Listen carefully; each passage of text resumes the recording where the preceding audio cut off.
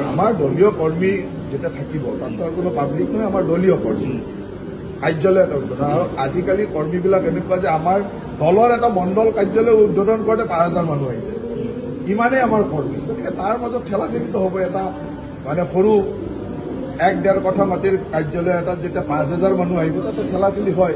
আৰু ঠেলাঠেলি হ'লে এজন সভাপতিয়েতো তাক অনুশাসনৰ কথা নক'ব যে তই কিয় ঠেলাঠেলি কৰিছ, ভালকে তাক সেই কথাটো যে এনেকুৱা ঘটনা এটা হ'ব পাৰে।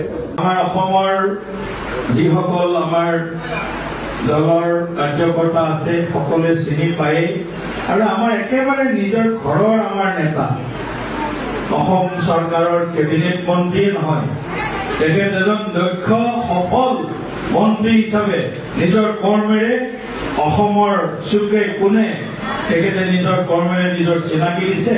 গতিকে আমাৰ মৰমৰ এই সমষ্টি নলবাৰী সমষ্টিৰ আপোন বিধায়কজনৰ বাবেও মই এটা জোৰদাৰ হাত বিচাৰিছো।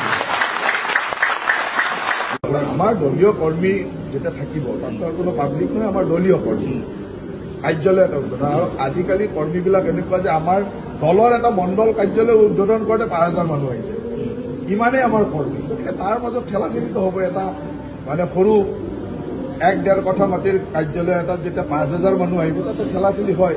আৰু ঠেলাঠেলি হ'লে এজন সভাপতিয়েতো তাক অনুশাসনৰ কথা নক'ব যে তই কিয় ঠেলাঠেলি কৰিছ, ভালকে তাক সেই কথাটো যে এনেকুৱা ঘটনা এটা হ'ব পাৰে। আমাৰ অসমৰ যিসকল আমাৰ দলৰ কাৰ্যকৰ্তা আছে সকলোৱে চিনি পায়, আৰু আমাৰ একেবাৰে নিজৰ ঘৰৰ আমাৰ নেতা, অসম চৰকাৰৰ কেবিনেট মন্ত্ৰী নহয়, তেখেত এজন দক্ষ সফল মন্ত্ৰী হিচাপে নিজৰ কৰ্মেৰে অসমৰ চুকে কোণে তেখেতে নিজৰ কৰ্মেৰে নিজৰ চিনাকি দিছে। গতিকে আমাৰ মৰমৰ এই সমষ্টি নলবাৰী সমষ্টিৰ আপোন বিধায়কজনৰ বাবেও মই এটা জোৰদাৰ হাত বিচাৰিছো।